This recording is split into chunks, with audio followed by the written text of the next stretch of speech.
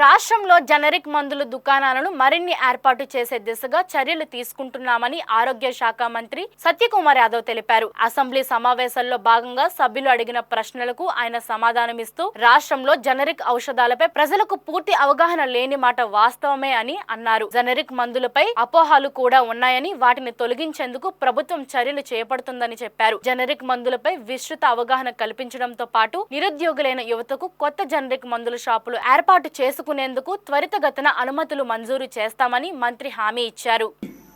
ఆరోగ్య శాఖ మంత్రి గారు. అధ్యక్ష, గౌరవ సభ్యులు అడిగిన ప్రశ్నల్లో మొదటి దానికి సమాధానం, ఆంధ్రప్రదేశ్ రాష్ట్రంలో ప్రత్యేకంగా 320 జనరిక్ మందుల దుకాణాలు ఉన్నాయి. వివరాలు ప్రధానమంత్రి భారతీయ జనౌషధి కేంద్రం 215 కేంద్రాలు ఉన్నాయి అధ్యక్ష. 73 అన్న సంజీవని కేంద్రాలు ఉన్నాయి.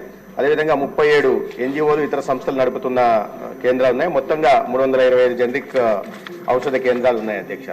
అదేవిధంగా రాష్ట్రంలో 34,761 రీటైల్ దుకాణాలు బ్రాండెడ్ మందులతో పాటు జనరిక్ మందులను కూడా అమ్ముతున్నాయి అధ్యక్ష. రెండో ప్రశ్నకు సమాధానం, అవునండి, ఇది కొంతమేరకు వాస్తవమే. జనరిక్ మందుల గురించి ప్రజల్లో అవగాహన తక్కువగానే ఉంది. ముఖ్యంగా ప్రైవేట్ ఆసుపత్రుల్లో వైద్యులు కానీ ఫిజిషియన్లు ఈ జనరిక్ మందులను ప్రిస్క్రైబ్ చేయడం లేదు. మూడో ప్రశ్నకు సమాధానం, అన్ని మండల కేంద్రాల్లో జనరిక్ ఔషధ కేంద్రాలను ప్రారంభించాలని యువతను కూడా ప్రోత్సహించాలని ప్రభుత్వం నిర్ణయించింది. అన్ని ప్రభుత్వ ఆరోగ్య సంస్థల్లో వినియోగం కోసం 560 రకాల అనుమతి పొందిన అత్యవసర మందుల జాబితా ప్రకారం జనరిక్ మందులని ప్రభుత్వం సేకరించి సరఫరా చేస్తున్నది అధ్యక్ష. జనరిక్ మందుల దుకాణాల లైసెన్సులను అత్యంత ప్రాధాన్యతతో, అంటే అనుమతి కోరిన 15 రోజుల్లోనే మంజూరు చేయడం ద్వారా రాష్ట్రంలోని ప్రజలందరికీ కూడా జనరిక్ మందులు అందుబాటులోకి తీసుకురావడానికి సమర్థవంతమైన చర్యలు కూడా ప్రభుత్వం తీసుకుంటా ఉన్నది.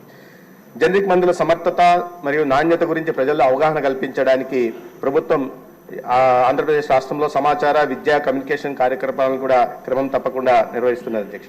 డిమాండ్పై ఆధారపడి జన ఔషధి మందుల దుకాణం ప్రారంభించడానికి నిరుద్యోగ ఫార్మసిస్టులను ప్రోత్సహించాలని రాష్ట్రంలోని అధికారులందరికీ కూడా ఆదేశాలు ఇవ్వడం జరిగింది.